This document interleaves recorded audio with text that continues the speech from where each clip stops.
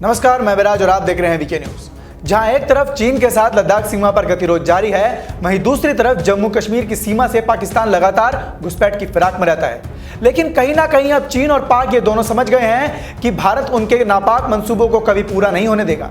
तो वहीं इसी क्रम में भारत आए दिन अपनी सीमा सुरक्षा को और मजबूत करने के लिए लगातार बड़े बड़े कदम उठा रहा है। कभी घातक और अत्याधुनिक बैलिस्टिक मिसाइलों का सफल परीक्षण कर रहा है, तो कभी हाईटेक ड्रोन्स की सीमा पर तैनाती कर रहा है। लेकिन बर्फीले इलाकों में तैनात हमारे जवानों को दुश्मन की घुसपैठ को रोकने के लिए कड़ी परेशानियां झेलनी पड़ती हैं, जिसमें से कई बार हिमस्खलन और भारी बर्फबारी के चलते हमारे सुरक्षा बल अपनी जान गंवा बैठते हैं। लेकिन अब इस खतरे को खत्म करते हुए भारत ने एक और बड़ी कामयाबी हासिल कर ली है। बता दें, बॉर्डर पर तनाव के बीच केंद्र सरकार ने रक्षा अनुसंधान विकास संगठन DRDO की 2 प्रयोगशालाओं को मिलाकर एक नई लैब बनाई है। तो वहीं आपको बता दें, ये नई प्रयोगशालाएं चीन और पाकिस्तान की सीमा वाले इलाकों और बर्फीले तूफानों पर रिसर्च में खास फोकस करेगी। सरकारी सूत्रों के हवाले से पता चला है कि DRDO ने 2 प्रयोगशालाओं को मिलाकर defence geo informatics research establishment नाम से एक नई लेबोरेटरी बनाई है। जानकारी के मुताबिक आपको बता दें कि यह नई लैब लद्दाख से लेकर अरुणाचल प्रदेश तक चीन के साथ लगी सीमा और हिमस्खलन पर रिसर्च में ध्यान केंद्रित करेगी।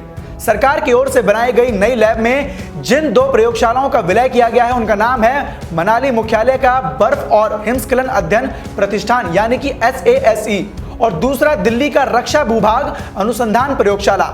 आपको बता दें, इन दोनों प्रयोगशालाओं का विलय एक नए लैब बनाना DRDO में बड़े पैमाने पर होने वाले सुधारों की दिशा में पहला और बड़ा कदम माना जा रहा है। इसी के साथ DRDO के प्रमुख डॉक्टर G सतीश रेड्डी ने कहा कि इन लैब को और ज्यादा रिजल्ट ओरिएंटेड बनाया जाएगा। SASE बेहद सक्रिय रूप से परिचालन क्षेत्रों में बर्फ और हिमस्खलन के अध्ययन में लगा था और देश के अलग अलग हिस्सों में लगभग 3000 ऑन रोड जगहों पर इस हिमस्खलन एटलस तैयार किया गया था, जहां सशस्त्र बल को तैनात किया गया था। इसी तरह रक्षा भूभाग अनुसंधान प्रयोगशाला DTRL देश के अलग अलग भूभागों पर रिसर्च करती रही है, जहां सशस्त्र बल तैनात है। सूत्रों ने कहा है कि नई लैब चीन की सीमा से अलग अलग इलाकों जैसे अरुणाचल प्रदेश में अपनी टीम को तैनात करेगी और वहां तैनात सशस्त्र बलों के साथ ये मिलकर काम करेंगे।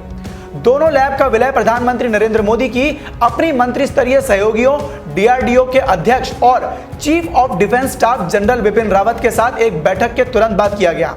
तो वहीं इस बीच DRDO के प्रमुख डॉक्टर G सतीश रेड्डी का कार्यकाल सरकार ने बढ़ा दिया है और उन्हें प्रमुख डिफेंस रिसर्च एजेंसी में जरूरी सुधार लाने की अहम जिम्मेदारी सौंपी है।